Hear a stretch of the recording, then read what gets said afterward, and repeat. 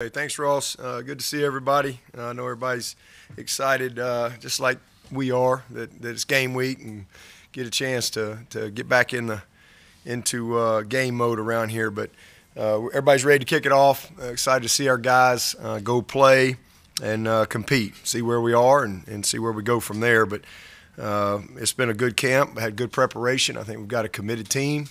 I've enjoyed these last several weeks, just being with these guys, the leadership, their attitude, again, the work ethic. It's been a lot of fun to prepare. For the most part, we're a pretty healthy team, which is a real positive for us coming out of camp. I'm excited about that, just got one goal, and that's to find a way to achieve our first goal. That's really what we're trying to go down to Atlanta and do, and certainly going to be a huge challenge in playing a game like this. This is usually you only get opportunities like this in the postseason, in the playoffs, in a national championship.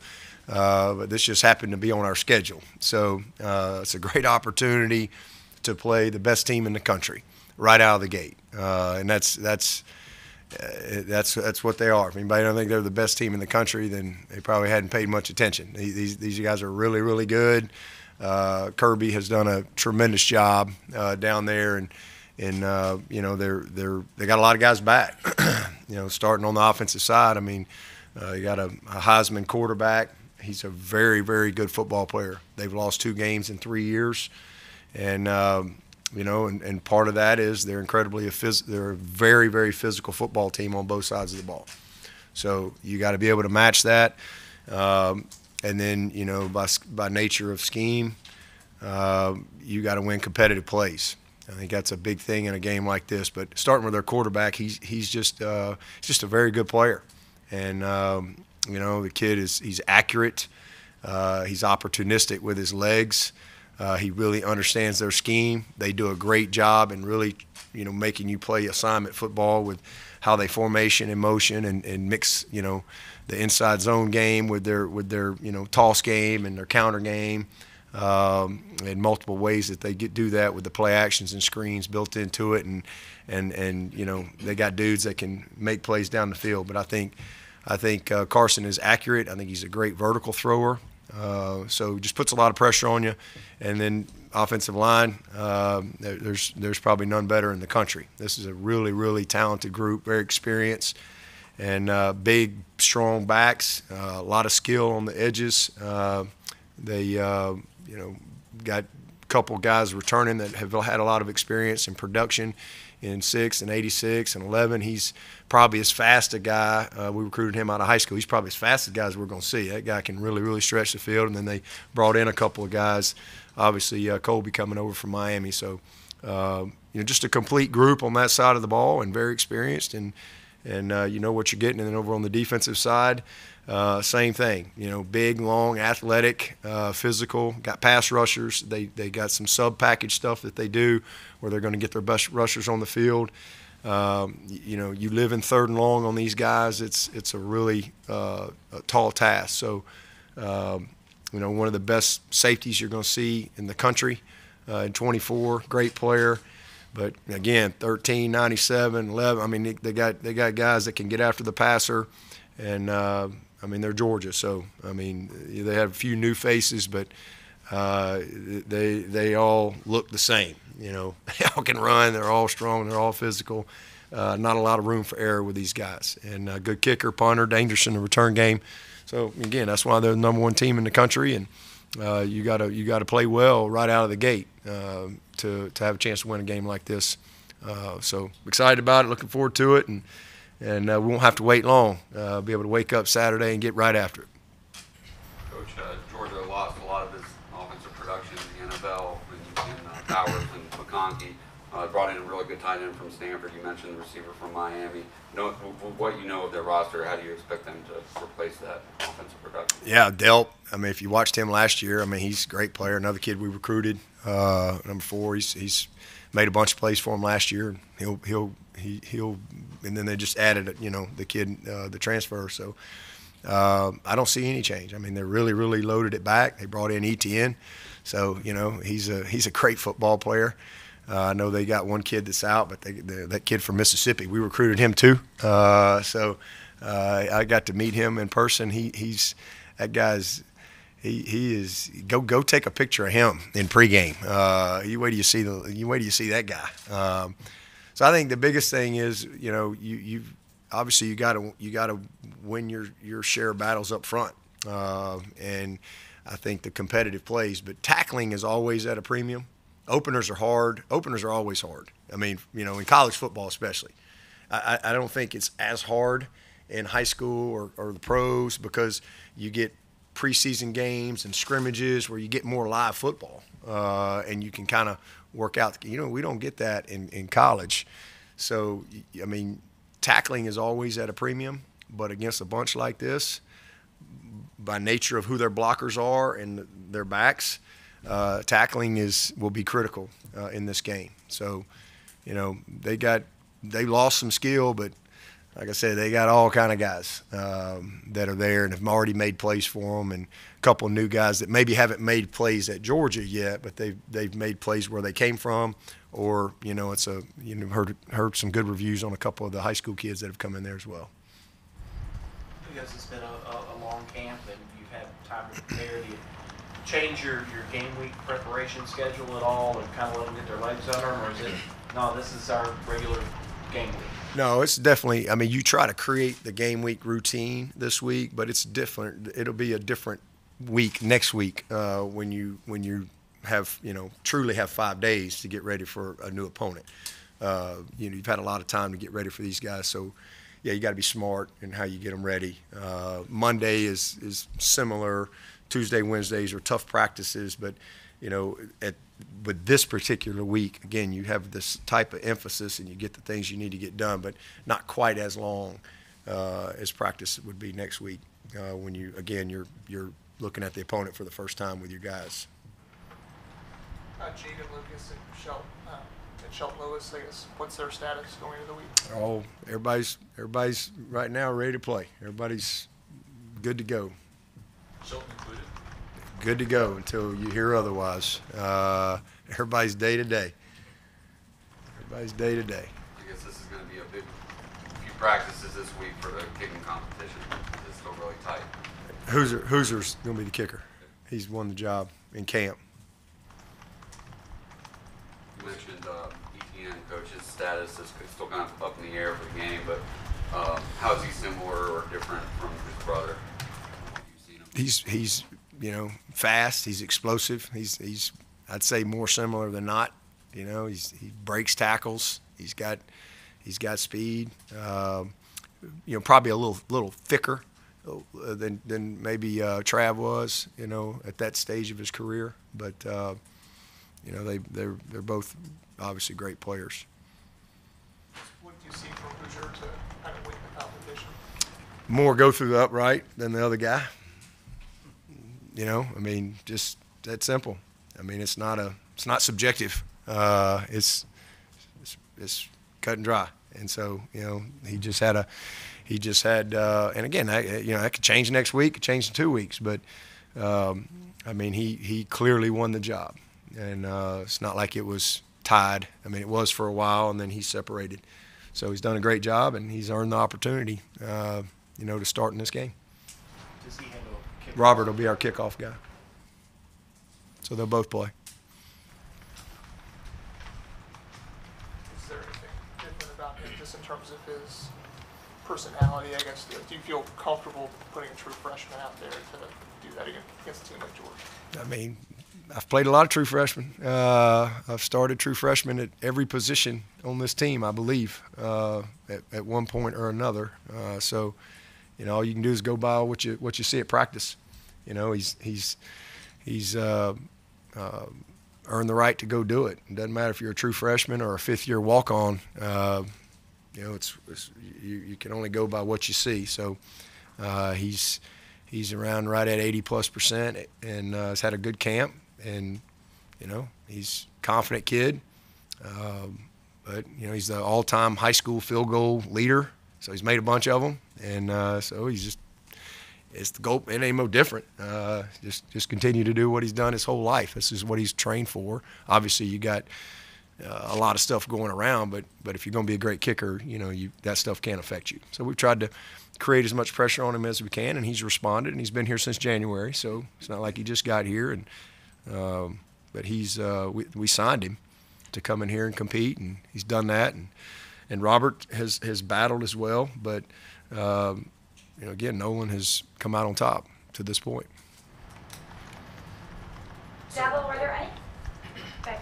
are there any questions that you still have headed into this week that you hope get answered before game time on Saturday about your team? No, I mean I know our team. I know our personnel. I know what our strengths are. I know where we are. We've got to be smart, if you will.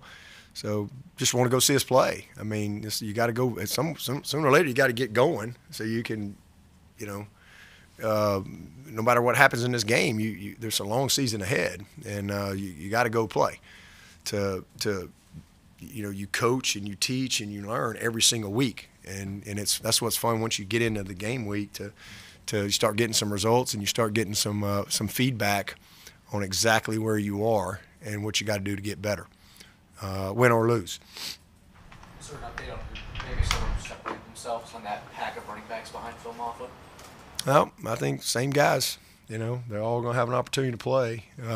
It starts with Phil, and those other guys will get their opportunity as we go through the game and as we go through the season. And I think we'll to be determined as we go throughout the year. I think all those guys are going to help us. I really do. I don't foresee a situation where any of those guys don't get an opportunity to help us at some point.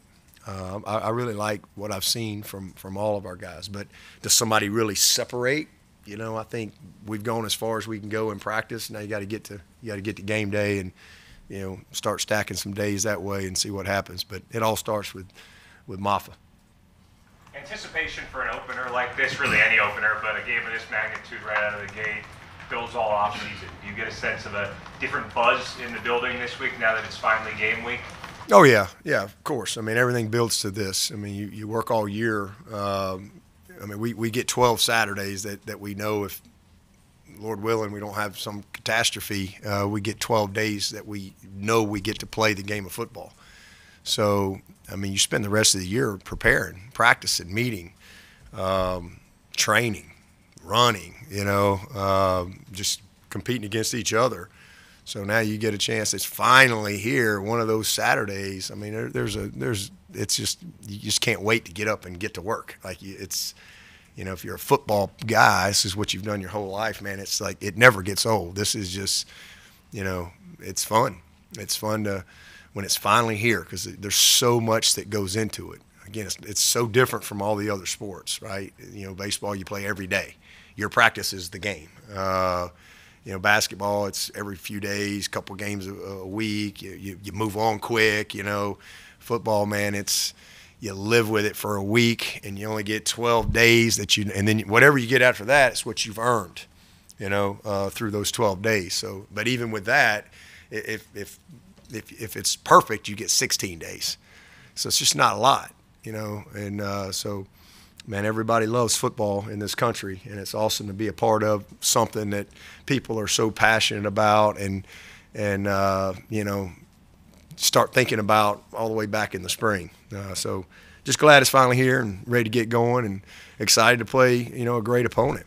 I mean, because I think we'll find out a lot in this game on, where we are and what we got to do to move forward.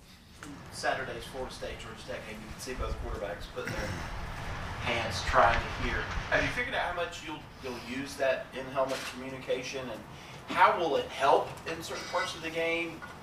When will you not use it? Yeah. No, I think we'll use it every play. It's an advantage. There might be a few times where, you maybe signal something, but it really doesn't. To me, it's not as much an advantage to signal from the sideline. There may be a couple of tempo things where you're trying to really, really go that you'll use that, but pretty much every play. It's been good. I think it's great. And again, it's long time coming. I'm not sure what took so long for it to, just like the tablets, I don't know what took so long for that to finally happen. So it's great that we've got video technology on the sideline. That's really good. All the high schools have had it for years now, so we finally got that. But I think it's great because you can really alert your quarterback to some things, and you can have. It's been fun, just going through that all through camp.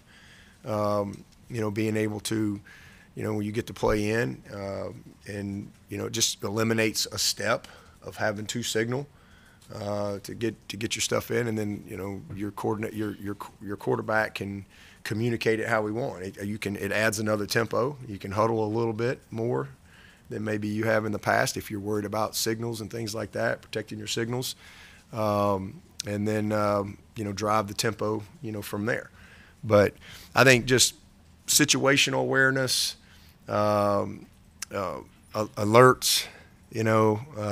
certain plays that you maybe it's a pressure call that you're expecting pressure, but it's not a pressure. Some of your check plays that you have where you can communicate and just little reminders to your quarterback. So I think it's great, and same thing on the defensive side. Richmond Weaver, Tiger Tailgate Show, and Rich Take on Sports.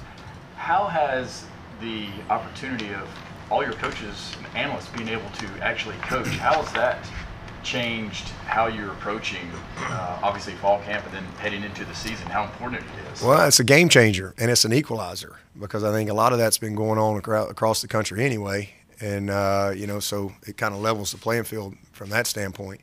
So I think it's great. It's been a lot of fun. It's created, a lot of intensity, a lot of focus, just much more efficiency with your practice, and being able to, whether it's your indie periods, your group work, your scout work, special teams, because everybody can coach, everybody can teach, and it creates so much more opportunity for guys to, build their resume, start their coaching career, legitimately, and being able to. Anybody can meet with anybody. I think another big benefit is going to be the development of your young players, because now, it's not just the position coach that can sit down and meet guys and watch tape with them. Now, anybody, they can meet with them, watch tape with them. When we do some of our all throughout practice, when we do some of our good periods, we can have scout on the other field because we got enough staff that can go coach and teach it. Where we can have, if we got team pass good on good, we could have our scout team pass, where they're doing Clemson. They're running Clemson's offense and defense, so they're developing, so they're getting reps. Because once you get on a 20-hour clock, you can't rep 3 groups. So you have to be very organized, very efficient in how you go about your practice. And so a lot of times during the season, those guys don't get, a lot of reps, other than just their scout reps, but they're running other people's stuff. So being able to have a staff that can separate and just keep teaching and developing, I think that's great, for the development of your young players. So there's a lot of benefits to it. It's been great for us. It's fun to see all these guys coach. Some of these guys, especially some of these guys that have been around here and just been waiting on the opportunity. It's great to see them be able to, really insert their personality into our team. How can guys like Lorenzo Ward, who's an older coach, or a John Gross, who's been ahead, how can they provide? Well, that's another big change. Used to, again, none of those people, they could all help game plan, but none of them could coach, or they weren't supposed to coach on the field. They couldn't run meetings. They couldn't do any of that stuff. And the other big change is they couldn't be in the box. You were limited on who you could put in the box. You were limited on who you could put on the headset. You're very limited to that. You couldn't put John Gross in the box. You couldn't put Whammy in the box, because they unless they were you could only put on the field coaches or your GAs or somebody that was within 7 years of graduating. So you had these limitations on who could actually go in the box, where now that doesn't matter. So you can put some seasoned veterans in the box, and you can do it however you want, but you can keep your full-time guys on the field to coach their guys. and you can have, if you've got the right type of people that can go upstairs and give you the type of information that you need. So I think it's great. Like Whammy will be in the box for us. I mean, he's been a long-time defensive coordinator. He can be on a headset. He couldn't have been on a headset, if it wasn't for the rule change. Gross will be in the box. Danny will be in the box. I mean, so, we'll have some veteran people up top to go along with, the other ones that we want to be up there. So it's great. It's a good change. And I'm assuming you had the Beanie Bowl. Yeah. How did that work out? I mean, Clemson won. Beat the Washington Generals again. All you old people, Harlem Globetrotters, know that. Y'all get that. Do they still play the Washington Generals, the Harlem Globetrotters? Okay, good. How did that work out there in the Beanie Bowl with everybody? It's great. It's great. It's why you do it. I mean, there's always things that it's one of those things that you get into it, and it's like it's so much just to do that, but it's so important because you have new people, and there's always things that come up. Where, for example, okay, you go into your Indy route, your pregame routine, and the managers weren't where they were supposed to be, and so you're coaching them. You got new managers, and just ironing out some of the little kinks. And then it's the first time that you've been on the same sideline together since last year. So where do you sit? Where do you go? What's our sideline organization? What's our halftime procedure? Where the personnel, substitutions, special situations. There's a lot going on. So actual subbing from the same sideline and having to react to situations. So it's why you do it. So there were some things that came up. But then also coaches, communication, true game day, everybody on their assignments, that part of special teams. So it's really good. It's one of those things that's, you're like, oh my gosh, it's just because it's a lot to put it together and to get ready for it. But it's so necessary, to try to, iron out some kinks. Again, you wish you had some preseason games, but that we don't. Hey, Coach. Noah Chast, ABC Columbia. Also new here, so nice to meet you. And Noah? Noah, yeah. Noah, nice to meet you. Coach, no number one team has ever lost a preseason game since 1990. Is that a stat you use as motivation? Do you care about? I mean, what do you make of that stat heading into this weekend? Sure. I mean, heck, I was a sophomore. I was a redshirt sophomore, number 88 for the Tide in 1990. Woody McCorvey still had black hair, and he had just come from Clemson to Tuscaloosa to be my position coach. Gene Stallings' first year at Alabama in 1990. That's a long time ago. So, I think it is what it is. The reason why, it's most of the time they might screw up a lot of them other ones, but most of the time everybody can figure out who the number one team is, coming out of the gate. They miss on a lot of the rest of them, but usually the number one team, it's maybe there's one or two teams that can vie for it, out of the gate. So probably a pretty good stat, but definitely, it's a great opportunity to do something that hadn't been done. Not that it's never been done, but it hadn't been done in 34 years. So a great opportunity. What's your assessment of Cade's confidence in himself heading into this week, and what do you need to see from him on the first couple of drives? Yeah, I think he's very confident, and he goes against a bunch of good people in practice every day. It's not easy on our practice field. It's not to be able to. Again, I think that's one of your reasons for success is you practice against good people, because the majority of your time in football, it's who you practice against.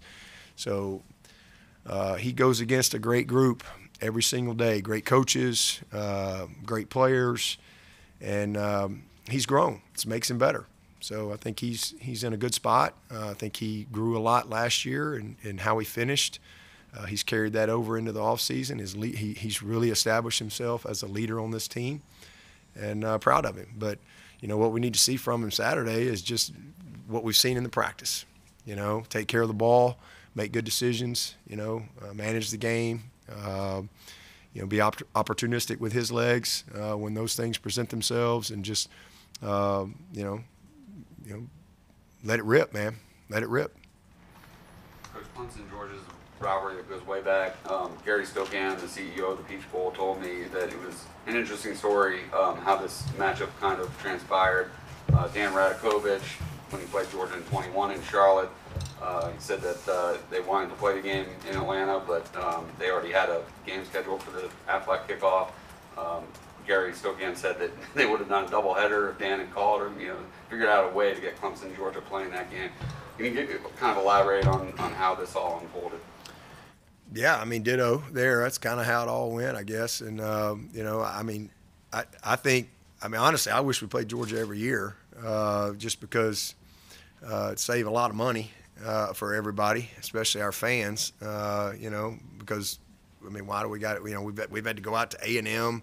I think we go to LSU in a couple of years. We've tried to always play 10. You better bring your A game type games, plus a top group of 5 type of team. Which obviously this year we've got that with about as good as you can find in app. And then we've played a team from. That's kind of been our formula for a long time. So, these schools are close. There's tradition. They're hard. It's a hard game. This is a tough game, but there's a lot of great history with Clemson, Georgia. I grew up. You knew Clemson, Georgia was going to play each other. It was just one of those games that you wanted to watch as a kid. So, I think it's good for our fans. It's good for college football. You mentioned Carson Beck, called him a Heisman potential candidate. Obviously, you're not going to give away the game plan, but what are the challenges that he presents?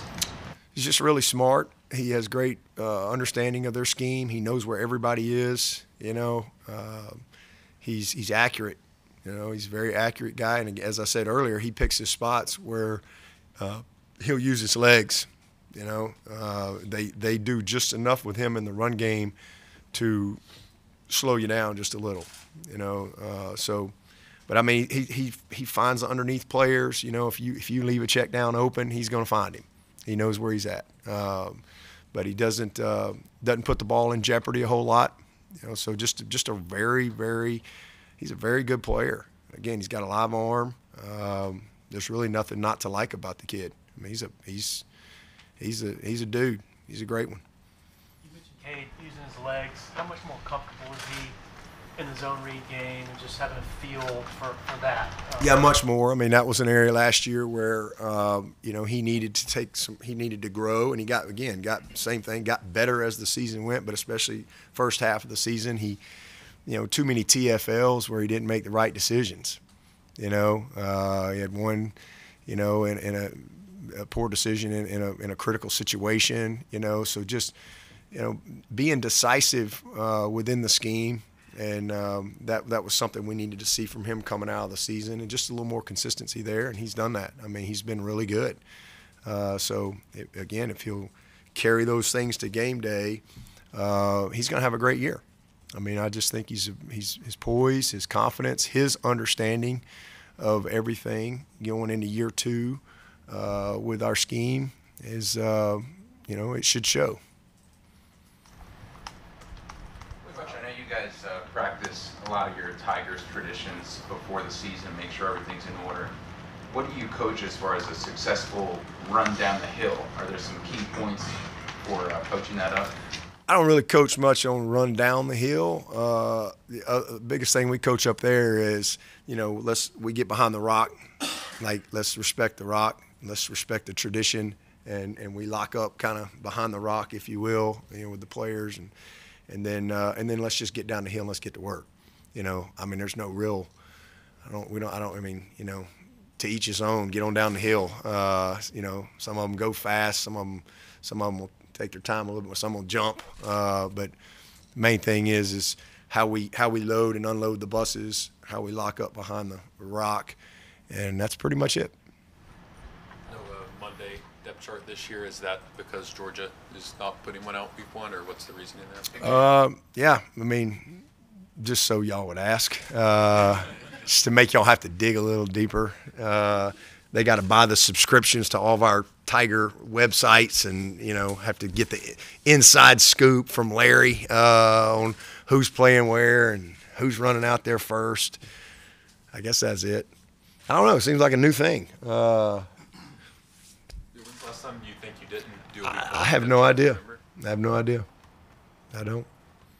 Georgia's lost 2 games in the past 3 season, I guess. Have you looked at those losses? And Yeah. what did Alabama do? It was a short list. Well, I mean, Alabama just they won the line of scrimmage, and they made a few more competitive plays. And if you look at the SEC championship game, they had the critical turnover. It's the difference in the game. I mean, you know, and the crazy thing is you know, the critical turnover was a reverse, and it's fixing to go. It was had it up. They had it. But just the exchange wasn't clean. Balls on the ground. Bam, they come up with it inside the 10 or wherever it was, and it's the difference in the game. What was it, 27-24? Is that what the score was? So, yeah, it's just a couple of plays. They made the two more plays that you got to make to beat an opponent like this. Because, you know, that's what it comes down to. I mean, 2 plays. I mean, the last time we played them, it was 1 play. And again, there's a lot of plays that you'd love to get back on both sides, but when it came down to it, there was 1 play that decided the game, pick 6. Obviously, ball security was an issue for you guys last year. I mean, is there anything you can see in practice that gives you faith it's going to be better, or you really just have to see them play? Well, hopefully I think we're a little more mature, a little more experienced. I mean, we've worked really, really hard at it, just like we did last year. And, you know, so I guess hopefully just the maturity and the experience factor will show up for us. I mean, you know, that's definitely an area that you know, that we have to be better. You know, we were really, really poor in ball security last year. And not only, you know, the turnovers, but where they happened were just catastrophic. I mean, you're talking – a lot of them were in the red zone, and you put drives together and you get no points, and it's so costly, and it's deflating. You know, it's hard to overcome those things. So, just way too many, and hopefully when this season is over, that's an area that we're much improved, and if we are, we'll have a better year. Coach, with this game being quote-unquote a neutral site, what are you expecting in terms of orange versus red in the crowd, and what are you preparing for in terms of atmosphere? Yeah, I mean, I don't know what the ticket breakdown is. I don't know how that all worked. I don't know if there was backdoor funneling to the Georgia fans. I have no idea. But you know, Clemson will have a ton of fans there. Georgia obviously have a ton of fans there. It'll be an awesome environment. It'll be a great crowd, and we've tried to prepare our guys as much as you possibly can. Again, this is, you know, we're not getting to open at home. You know, where you've got, you know, just you know what you can expect on the offensive side. It's going to be loud right out of the gate. So, and then you're playing you know, I mean, this is a great defense. It's one of the top defenses in the country, and they do a lot of movement. There's a lot of pressures. There's a lot of, you know, stemming and stuff like that. And so, being able to be on the same page, catch that movement with your cadence, especially when you have a silent cadence. You know, those are challenges when you have a ton of noise. So you have to practice that. You got to really work hard on that. And so, you know, that's why you try to create as much unrealistic noise in practice as you can, you know, in your blitz periods, in your run periods and run fits and protections with, you know, again, all the movement that they don't just line up. Sometimes they do, but most of the time they're moving. So being able to communicate and be on the same page, and again, execute your cadence in that environment is always a challenge. I mean, it's what you do, but when you haven't played in a while, that's something that certainly you worry about going into a game like this. So you try to prepare the best you can. Is it kind of crazy that in your career, most of your career at Clemson's head coach, that most of the games you start the season with have been on the road or neutral site? Yeah, that sounds like an AD problem. At grahamneff.com. I don't think we've had a home opener since 19, maybe. So, and then not only that, I mean, we, you know, you look around the country and you go, boy, it'd be nice to maybe have a little, you know. I remember, I think I told y'all, Coach Spurrier called me one time. We both got beat in a and matter of fact, it was the Georgia game. We played Georgia in 14, and he called me on that. And I think they played Texas A&M and just got boat raced the whole game, like all 4 quarters. And it's this classic Spurrier.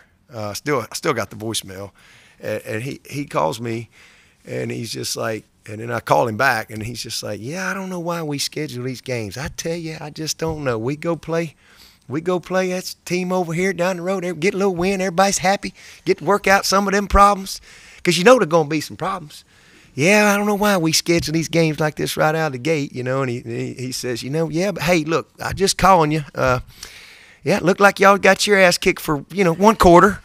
We got ours kicked for 4 quarters, but hey, just wanted to tell you, hey, just keep your head up. You know, a long season ahead. We'll keep moving. Classic Spurrier, and you know, I always appreciated that about him. You know, because he has this persona, you know, but he really was a good dude. He's still a good dude, and just very caring, and I think he you know, took pride in maybe helping mentor me a little bit and try to teach me, and you know, he called me several times over his career here to just, and even to this day, you know, to just give me his little insight or a pick me up, or even when they beat us. You know, I can't remember, they beat us, I think, in 13, and we had like 6 turnovers. And he's like, I tell you, yeah, y'all beat everybody. Y'all just can't hold on that ball when y'all play us. I don't know what it is, you know. And so he always had his way of trying to encourage it. But I remember that specifically. So maybe one of these days we'll have one of them little openers. We can make some mistakes and still win and go get better. But this ain't one of them. You make mistakes in this one, you get beat. That's one thing I can say about Georgia. They don't make a lot of mistakes. You know, they seldom beat themselves. They're a well-coached team, and we'll have our hands full. But, yeah, one of these days we'll get a home game. Well, I think we got a home game next year. But we got another one of them easy ones. I think we got LSU right here. So we'll run it back this time next year in the Valley. But it will be nice to finally have a game. At least we're not on Monday night. You know, I think we went 2 years in a row on the road Monday night. So that's a completely quirky deal, you know, and you come back and play again on Saturday. So it's good to play on Saturday, that's for sure. Talking on your radio show, it was interesting about the green dot players on defense and how is it that 2 of them can't be on the field at the same time? Yeah, so if you were to mix, you have other helmets or offense. You can't have 2 green dot people on the field at the same time. You know, they might give you a pass on special teams if you got, you know, your 2 Mike backers that have the green dot. If they're on kickoff, they might give you a pass on that. I don't think you're supposed to, but I'm not sure they're hunting that. But certainly on offense and defense, you know, you can't have the running back with a green dot and the quarterback with a green dot, or an offensive lineman with the green dot and the quarterback with the green dot. That's just the rule. Is there a concern on defense at all in terms of like personnel not being able to have like these 2 linebackers on the field together, or not really? No. How do you feel about the depth at tackle, interior defensive tackle? Sorry. Good. I mean, we've got 3 really, really good veteran players, you know, right there that I kind of look at all 3 of them as starters. I think they'll play that way in Cape and Peyton and Trey.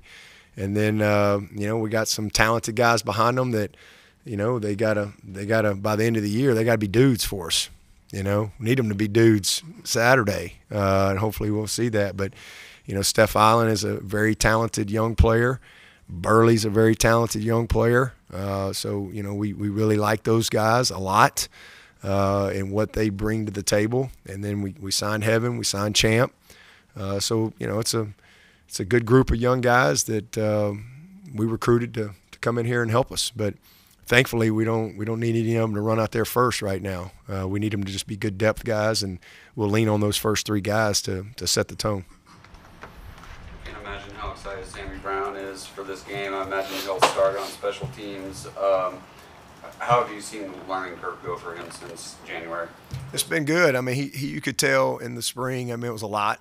It was a lot on him. You know, I think more scheme than probably what he's had to deal with. And again, that's just, I mean, if you really watched his career, he played about every snap, you know, of offense and defense. So it's not like he just played defense and spent his whole time preparing for defense. I mean, he had to know offense too, and a lot of things. So I think there was a lot thrown at him purposely this spring to get him ready. Physically, he was ready to go the day he got here. I mean, he's one of the freakiest dudes to walk in the door. I mean, you know, big, strong, fast, can jump. I mean, he's near the top in about every category.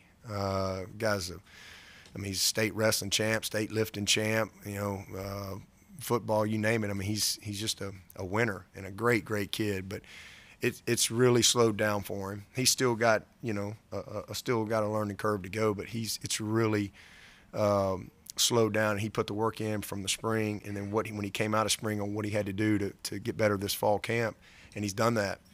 So he's put himself in a good spot to help us and be a backup there. And I would say the same thing that I just said about our young D tackles. Hopefully it's a situation we can, have a little good fortune this year with some key guys staying healthy like Barrett and Wood has, to where we can bring him at a good pace. Because I think he's just going to get better and better and better. Got about 90 more seconds before we need to transition to West Goodwin if anybody has one more question. Did you miss the live interaction with your fans last night on the call? I was hoping you would call in. I checked for your text. I didn't see it. That was good. It was good. It was good to get back going, and some good questions. Hopefully, we'll be able to cover more topics and get more done, and have more than 2 or 3 people that call in. Still love Becky. Shout out to Becky, and we still love her. So. People think that the Tyler call from last year, led to the decision not to take calls.